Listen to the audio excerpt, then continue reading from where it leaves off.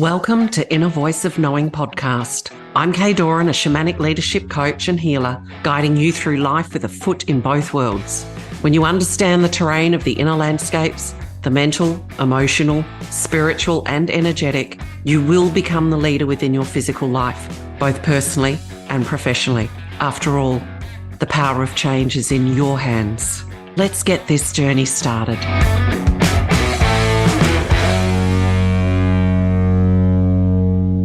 Welcome back to Inner Voice of Knowing. This calling for this particular episode is very strong. I'm always asked about forgiveness and also about being in the now moment, which is such a throwaway line across everything, but it's like, let's talk about how forgiveness and being in the now moment are actually united. So you've gone through trauma, or you've behaved in a way where you feel shame. But either way, forgiveness can't just be, I forgive. That's an overriding. There's an actual journey to coming to a full, whole-bodied, authentic forgiveness. And here's the thing, forgiveness is not about forgetting. It's not about dismissing somebody else's actions and behaviors, or your own for that matter. Forgiveness is about a release. And the release is what brings you into the present moment. Forgiveness is about understanding the journey and understanding energy and soul.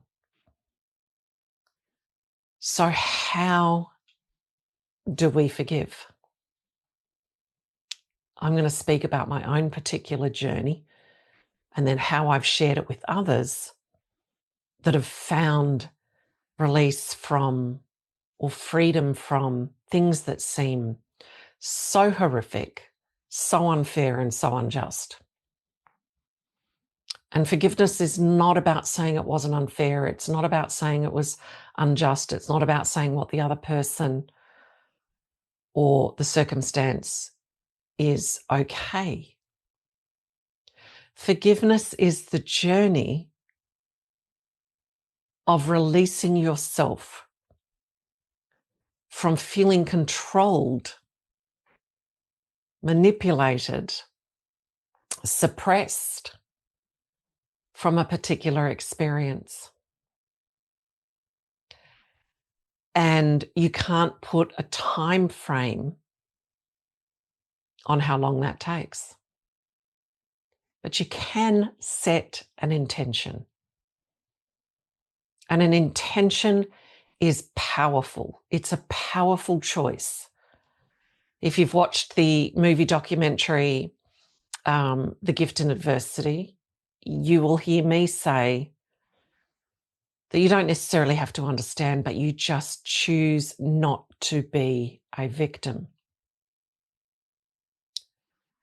to an experience, to something that's happened outside of yourself or some of your own behaviors and unconscious and unintentional responses and behaviors.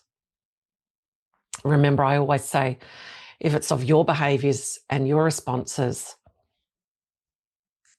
when you're operating from your unconscious, there's an innocence with that. But once you become consciously aware of it, then the power of choice is in your hands and the power of change is in your hands as well. Then you're consciously choosing to override what you recognize.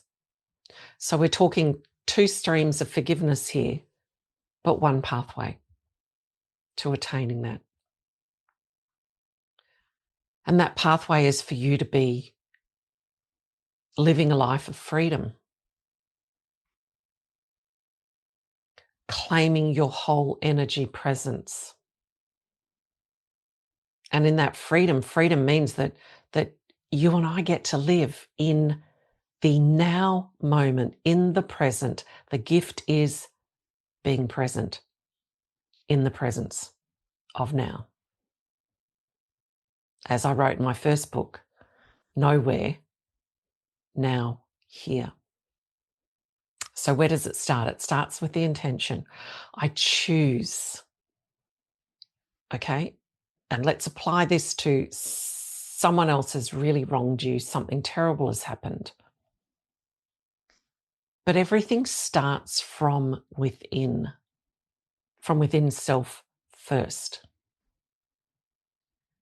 So the intention for yourself and your freedom and your presence is, I choose not to be a victim. My intention is to forgive.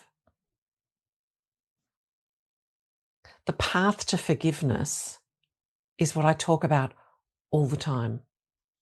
Love, compassion, understanding. That leads you to forgiveness. So how do we apply this? You need to turn your vision inwards. We need to turn our vision inwards because we're all on that journey. We're all on that path. And learn to gift ourselves love. The love might be the care. To love ourselves enough to free ourselves from that sticky spider's web of an illusion that's becoming an intrusion. And I'm not saying that the experience is an illusion, but that being held captive by that experience is. Does it contain pain and grief within it? Yes. Do you deserve to be free of that rather than being held captive by something in the past and someone else? Absolutely. Beyond a shadow of doubt. Absolutely 100%. Is your truest, deepest, natural state of being soul? Absolutely.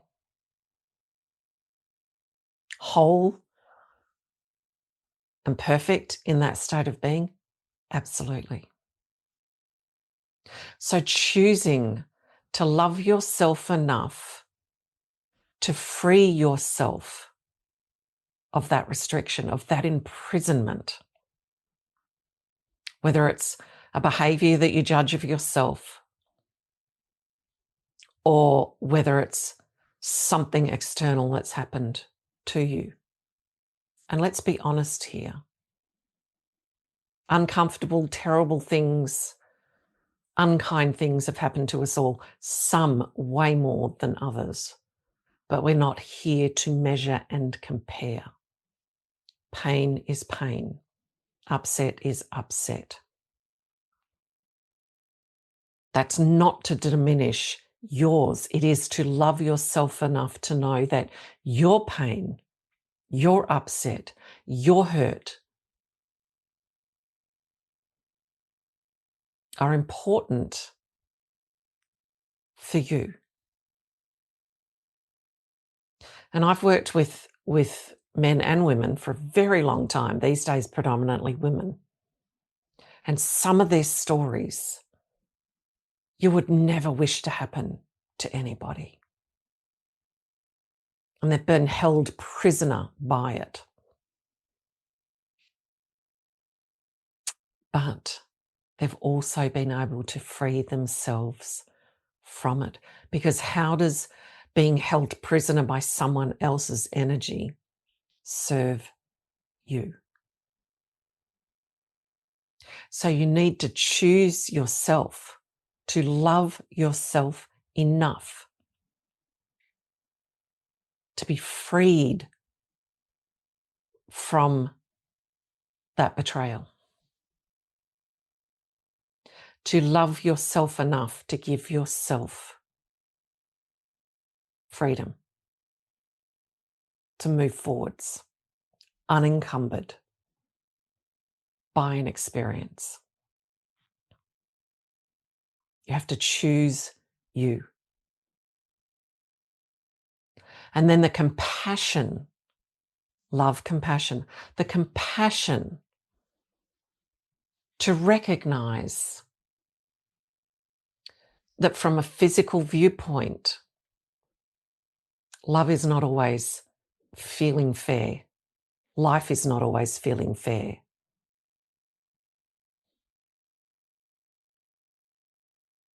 That's not your fault.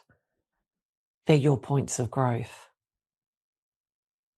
That the behaviours at times that come from you that you don't like, that you deem as ugly and all the rest of it, bring compassion to.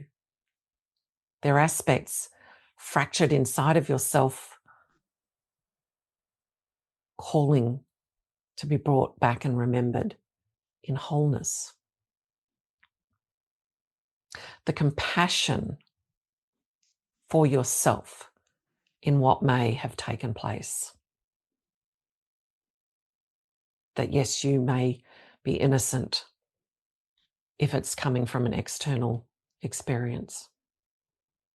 The compassion that no, you did not deserve it. At that human level, you did not deserve whatever took place. The compassion that you need nurturing, understanding, to feel heard, to feel seen in your grief or your pain.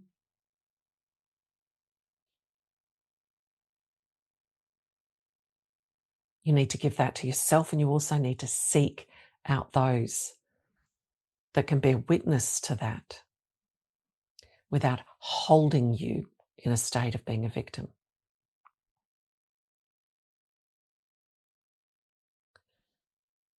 Saying to yourself, as I said to a client today, getting her to say to a very deeply rejected aspect of self from a primary caregiver with such deep rejection.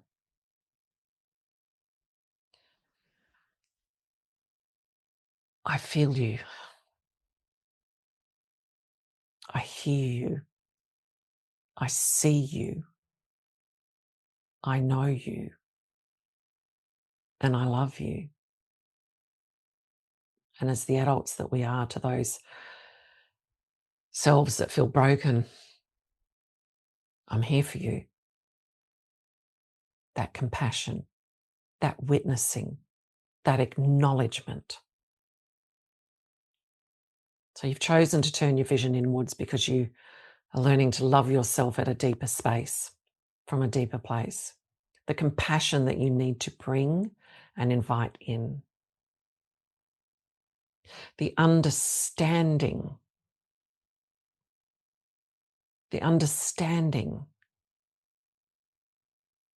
that twofold. You didn't deserve it. The understanding, perhaps if it's come from your own behaviours, that they've been unconscious and aspects of yourself calling out to be acknowledged. The understanding that this is the journey to free yourself, to bring yourself into freedom and a present moment so that you're not looking in the rear vision mirror all the time. You're not living from your past. You are not held captive to that. You have a right to not survive. You have a right to thrive.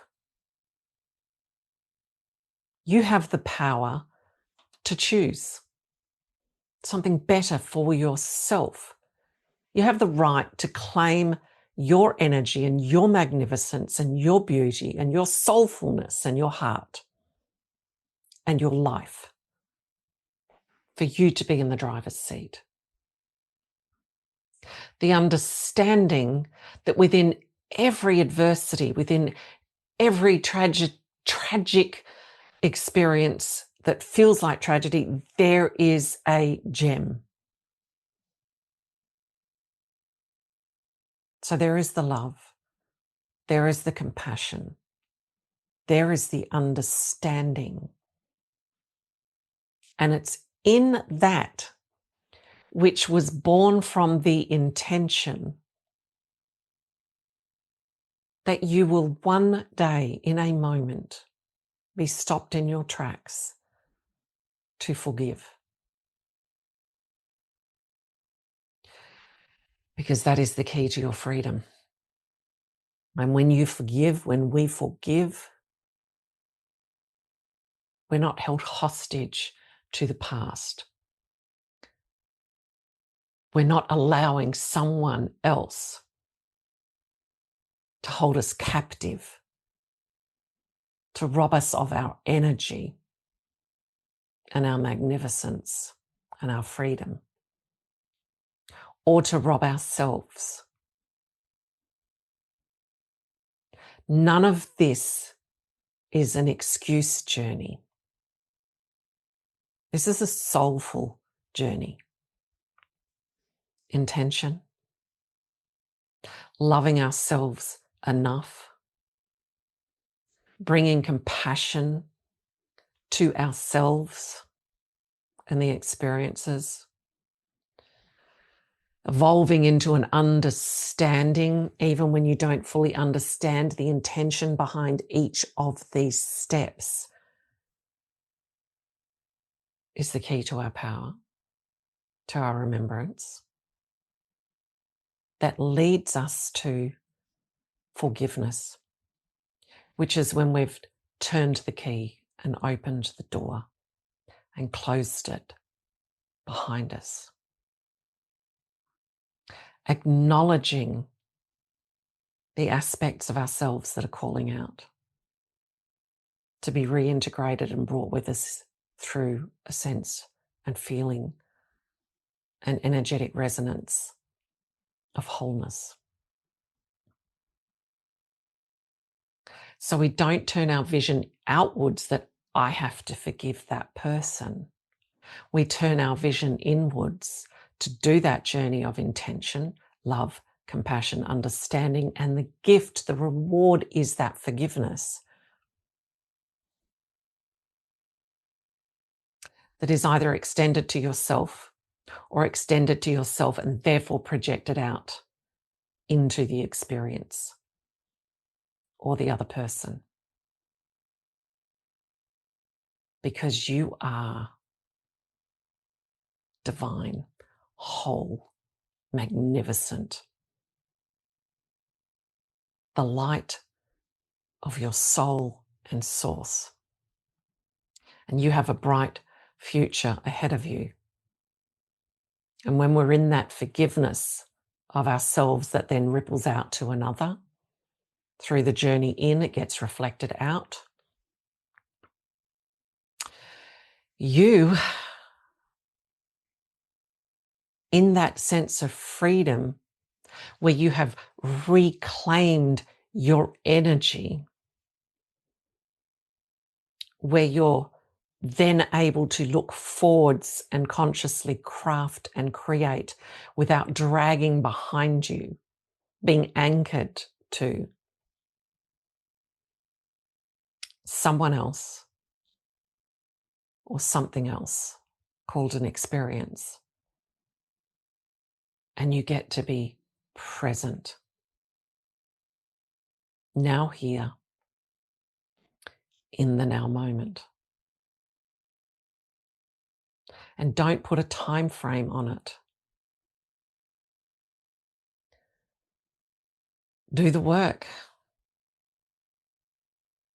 Bring in support. Listen to that inner voice of knowing. It's what my client did today. Friends with a previous client, saw an incredible change in one moment, felt the calling to come to me, had an expectation it would be the same sort of experience, and ended up with her own unique journey to freedom. But it started because she made that choice. Make that choice.